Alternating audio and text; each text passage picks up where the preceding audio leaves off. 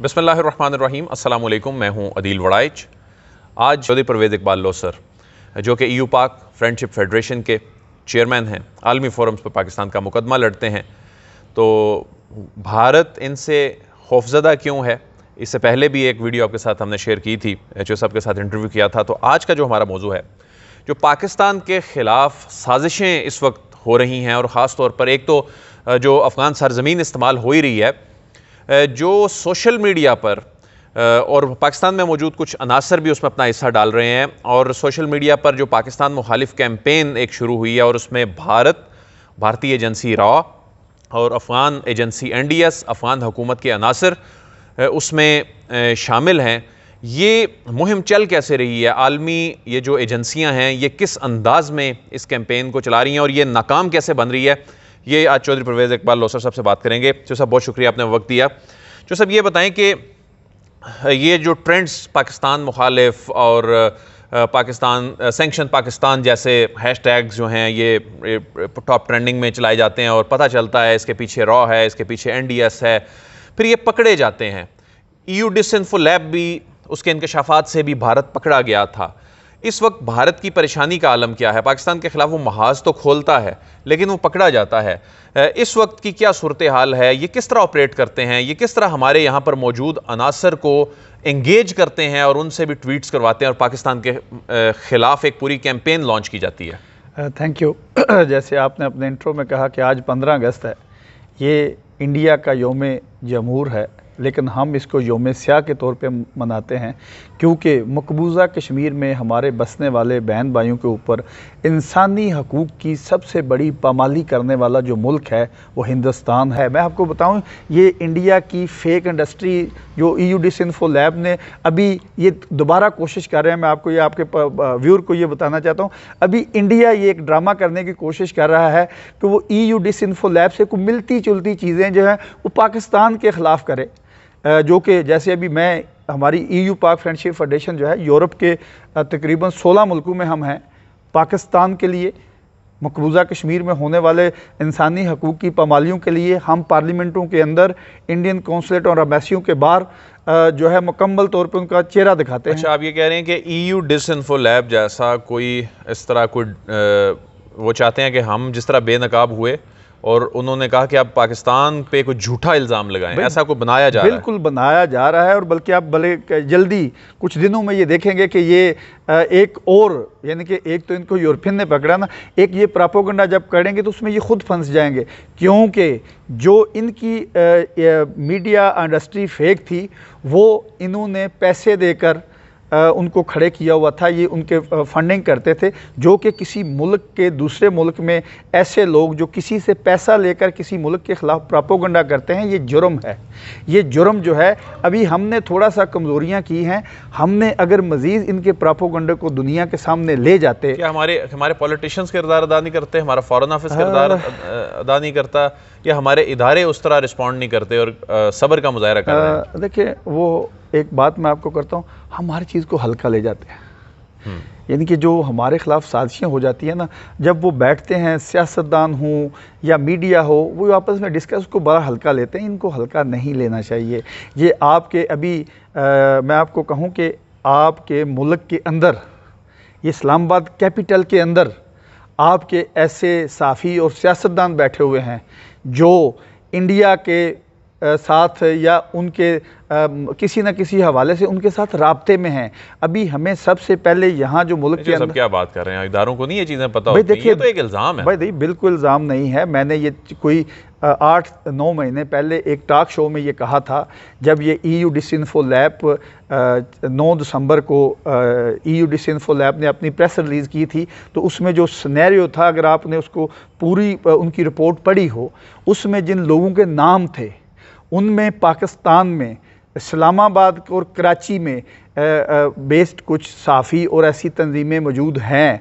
अभी अदारों का ये नहीं है कि अदारों को इस पर मज़ीद काम करना चाहिए। आंखें बंद करके बैठे हुए हैं इदारे, क्यों नहीं इस पे एक्शन लेते? अगर ऐसा है, ये तो इल्ज़ाम है, मुझे ऐसा लगता है। भाई इल्ज़ाम नहीं है इसमें, हम लोगों को, हमारे अदारों को या हमारी गवर्नमेंटों को या हम लोग को ये ख़तरा पड़ गया है कि अगर हम ये जो लोग पाकिस्तान की नेशन के, पाकिस्तान की रियासत के ख़िलाफ़ हैं, हम इनको कुछ कहेंगे तो इंटरनेशनल कम्युनिटी, मीडिया जो है, इनके ये नहीं होता है। अभी जब भी ऐसी चीज़ें होती हैं, आप इन लोगों को पकड़ते हैं जो ऐसी चीज़ें करते हैं मुल्क और कौम के ख़िलाफ़। अभी हमें अपना ये डर खौफ ख़त्म करना है।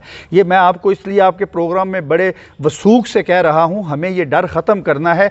एक बंदा, अभी मैं बेल्जियम में रहता हूँ, ब्रसल में एक अगर ब्रसल का साफ़ी बेल्जियम की रियासत या स्टेट के ख़िलाफ़ ऐसी बातें जो यहाँ इस्लामाबाद में, कराची में, पाकिस्तान में बैठे हुए साफ़ी कर रहे हैं, अगर वहाँ कोई करे तो मैं देखता हूँ वहाँ भी हम लोगों ने ये जो यहाँ से सो कॉल्ड लिबरल जो हैं, मैं बल्कि नहीं, वो तो रियासतें जाहिर करती हैं, वहाँ फ्रीडम ऑफ प्रेस है, वहाँ तो कुछ नहीं कहा जाता। भाई देखिए, मैं आपको बिल्कुल, आप कह रहे हैं कि वो अपने, भाई बिल्कुल ये झूठ है, सरासर झूठ है।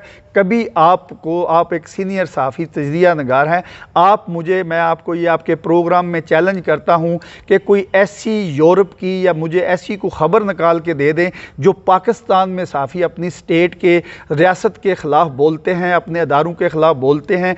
अगर आप मुझे कोई ये मिसाल दे देंगे तो फिर तो मैं ये कहूँगा कि मैं आपको चैलेंज कर रहा हूँ, क्योंकि मैं अक्सर अपने सियासतदानों को और पाकिस्तान के जो एक्टिव लोग हैं उनसे ये मेरी बात मैं अक्सर ये करता हूँ, हमें ये खौफ ख़त्म करना है।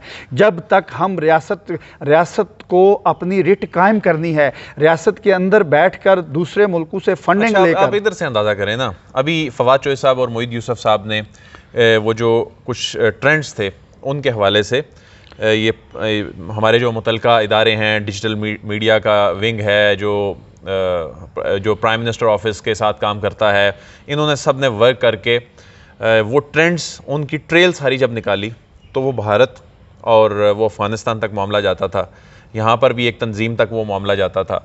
लेकिन उस पर जब फवाद चौधरी साहब ने प्रेस कॉन्फ्रेंस की तो हमारे टॉक शोज़ में उनको क्रिटिसिज्म किया, उन पर बहुत शदीद तनकीद की गई, उनको क्रिटिसाइज़ किया गया। तो हमारे अपने लोग भी तो वो कहते हैं ना कि ना आप ज़्यादा करें, इससे आज़ादी इज़हार पर कदगन आती है। देखिए, आज़ादी इज़हार का मतलब ये कभी नहीं है। ये जो आप कह रहे हैं चौधरी फवाद साहब ने या मोईद यूसुफ साहब ने जो प्रेस कॉन्फ्रेंस की है, उन्होंने जो बातें की हैं वो बड़ा कम वाद है। इससे 1000 गुना ज़्यादा इंडिया जो है पाकिस्तान के ख़िलाफ़ काम कर रहा है। अभी मैं ये अप्रिशिएट करता हूँ कि ये इस गवर्नमेंट ने कम से कम ये काम तो उठाया है, प्रेस कॉन्फ्रेंसों में बताना शुरू किया है। पहले इस मुल्क में ये ट्रेंड ही नहीं था कि ये जो आपके अदारे, जो आपकी एजेंसीज़ हैं, वो जो रिपोर्ट करते थे उनको अनसुनी कर दिया जाता था। अच्छा, ये बताएं कि इमरान खान जो हैं वो जिस अंदाज़ में मोदी सरकार को क्रिटिसाइज़ करते हैं और जिस अंदाज़ में अपने ट्विटर पर, जिस अंदाज़ में टेलीविज़न टॉक शोज़ पे या जिस अंदाज़ में इंटरनेशनल मीडिया को वो इंटरव्यू देते हुए और इंटरनेशनल फोरम्स पे जाके वो करते हैं, यूरोप इनको किस नज़र से देखता है? क्या इससे पहले कोई लीडर इस अंदाज़ में बात करता था? यूरोप और यूरोपीय पार्लियामेंट इसको किस अंदाज़ में देखती है? क्या इससे दबाव आता है इंडिया के ऊपर? देखिए, एक चीज़ मैं आपको बताऊँ, जो आपने कहा कि प्राइम मिनिस्टर इमरान खान साहब जो जिस तरीके से, ये मिसाल पहले नहीं मिलती है। लेकिन इससे मैं थोड़ा पीछे चला जाता हूँ।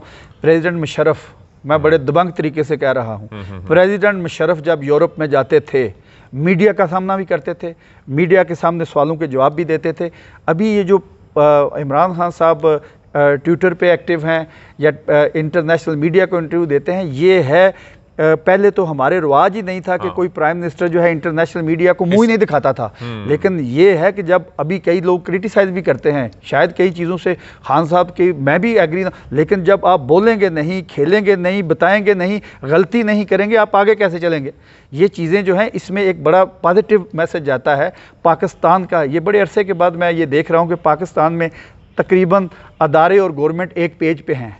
ये किसी मुल्क को, अभी अगर हमारे जो अंदरूनी मामला ज़्यादा भी, मैं बल्कि आपके प्रोग्राम में ये कहना चाहता हूँ कि हमारी अपोजिशन को भी, गवर्नमेंट को चाहिए कि अपनी अपोजिशन को भी साथ लेके चले। अच्छा, लेकिन जो सब अपोजिशन जो है, जब वो अपोजिशन के कुछ लोग, सारे नहीं, कुछ लोग इस अंदाज में बात करते हैं, जब वो कश्मीर कॉज को पर बात करते हुए सिस्टम पे क्रिटिसिज्म करते हैं, वो हुकूमत की पॉलिसी पे क्रिटिसिज्म करते हैं, जब वो और इदारों के हवाले से क्रिटिसिज्म करते हैं, तो इनके बयानात को मगरिब में कैसे दिखाया जाता है? जब वो पॉलिसी बनाते हैं पाकिस्तान से मुतल्लिक, तो इनके बयानात, हमारे इन रहनुमाओं के बयानात कितने अहम बन जाते हैं उनके लिए? देखिए, ये तो एविडेंस बन जाता है। अच्छा, ये देखिए, अभी मैं आपको ये बताऊं, हमारे लोगों को, सियासतदानों को, इवन हमारी गवर्नमेंट के कोई जोश खिताबत में वज़रा जो हैं, वो ऐसी बात कर जाते हैं मगरब के बारे में या किसी और मुल्क के बारे में। ये इसको मैं जोश खिताबत तो कह, लेकिन इसके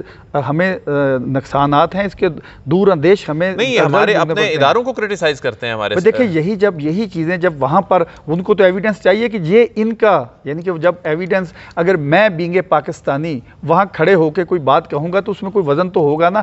अभी ये झूठे बयानात, इनकी चीज़, ये आपस में एक दूसरे को मुकाबला करने के लिए रिपोर्ट्स का हिस्सा बनते हैं, इनके मुकम्मल रिपोर्ट का हिस्सा बनते हैं। बल्कि मैं आपको ये दिखाऊं कि जब ये इंडियन जो है, जब ये जो EU डिसइंफो लैब है, इसके अंदर ये यही तो करते थे, हमारे लोगों के बयानात चलाते थे। अभी किसी की वो कहते हैं ज़ुबान स्लिप हो गई, ये इन चीज़ों को ही एविडेंस के तौर पर लेते हैं। हमें ये चाहिए जब हम मीडिया के ऊपर मुल्क के अंदर जो सियासत है इसका मुकाबला करें, लेकिन जब इंटरनेशनल लेवल पे वो बात ना करें कि आपके मुल्क के ऊपर ये दुनिया, अभी इंडिया जो है हमारे लोगों के सवालों से ही चीज़ें निकाल कर आगे देता है, उसको झूठ का पलंदा बनाता है।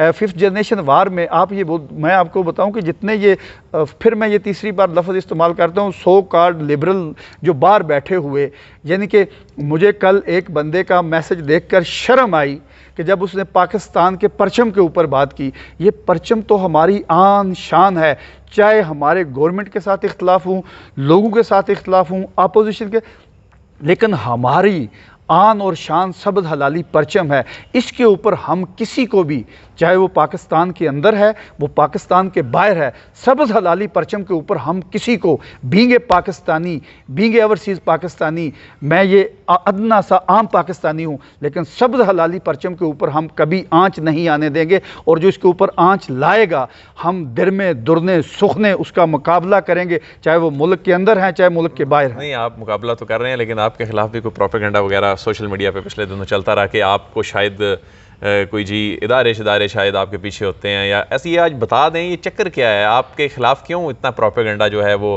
ख़ास तौर पे कुछ बेल्जियम में बैठ के लोग कर रहे होते हैं, कुछ यहाँ पर भी लोग करते हैं? ये आपको, हर आपने ये सवाल कर दिया। हालांकि मैं ऐसी चीज़ों को बिल्कुल नॉर्मल लेता हूँ, क्योंकि हज़रत अली अलैहिस्सलाम का फरमान है, जिसका मुखालिफ नहीं है वो मुनाफिक है। और दूसरा, अगर मैं कुछ कर नहीं रहा हूँ तो मेरा मुखालिफ कैसे होगा? आपको मैं 6 दिसंबर और 9 दिसंबर न्यू दिल्ली टाइम इंडियन अखबार है और संडे गार्डियन इंडियन अखबार है, उन्होंने मेरे ऊपर कुछ 10-10 सफ़े के आर्टिकल लिखे हैं, वो मैं आपको दूंगा, बल्कि आप उसको शेयर करें लोगों के साथ। अभी मुझे एक चीज़ पे थोड़ा सा दुख आ गया कि मैंने जब देखा इंडिया, दिल्ली, बम्बई में तो वो मेरे ख़िलाफ़ चल हुए हैं, लेकिन जब वो यहाँ इस्लामाबाद तक पहुँचे, अभी मैं एक वो इंटरव्यू में कहा था जो यूरोपियन पार्लियामेंट के मैंने बाहर किया कि ये मोदी के गोदी लिए हुए बच्चे मेरा कुछ नुकसान नहीं कर सकते, क्योंकि अभी ये जो आपने लफ्ज़ किया, मेरे पीछे अदारे या मेरे आगे अदारे, दारे मेरे मुल्क के हैं, मेरे हैं, गवर्नमेंट पाकिस्तान मेरी है, अपोजिशन मेरी है, ये 22 करोड़ आवाम मेरी है। लेकिन एक बात मैं आपके प्रोग्राम में कहता हूँ, परवेज़ लोसर उसकी फेडरेशन किसी की स्पॉन्सर नहीं है, ना किसी इदारे की, ना किसी गवर्नमेंट की, ना किसी अपोजिशन की। ये ओवरसीज़ गयूर पाकिस्तानी जो कि यूरोप में बसते हैं, वो अपने बल बोते पर यूरोपियन पार्लियामेंट के अंदर हो, इंडियन कौंसलेट या एम्बेसियों के बाहर हों, मेरे ख़िलाफ़ जो प्रोपेगेंडा कर रहे हैं, मैं आपको ये इस्लामाबाद में खड़े होकर ये कहता हूँ, मैं कल भी और आज भी इख्तिसाब के लिए तैयार हूँ। पाकिस्तान के अदारे मेरे अदारे हैं, मुझे फ़ख्र है, लेकिन मैं ना दारों का स्पॉन्सर हूँ, ना दारे मेरे पीछे हैं। ये दारे इस मुल्क की गारंटी हैं, इस मुल्क के लिए हैं, इस कौम के अदारे हैं, गवर्नमेंट जो है पाकिस्तान की है। लेकिन ऐसा प्रोपेगेंडा करने वाले, मेरा उनको ये चैलेंज है कि इंडिया का हमारा एक असली दुश्मन है, इंडिया को मैं हर प्लेटफार्म पे बेनकाब करूँगा, ये मेरा नारा है। बहुत बहुत शुक्रिया जी चौधरी परवेज़ इकबाल लोसर साहब, बड़े जज्बाती और पाकिस्तान की मोहब्बत दिल में रखने वाले और समंदर पार रह के पाकिस्तान का मुकदमा लड़ने वाले सच्चे पाकिस्तानी हैं, इनके जो तासुरात हैं, व्यूज़ हैं, उनके हवाले से आप ज़रूर इस पर फ़ीडबैक भी दीजिएगा। अदील वड़ाइच को इजाज़त दीजिए, आपसे फिर मुलाकात होगी। अल्लाह हाफ़िज़।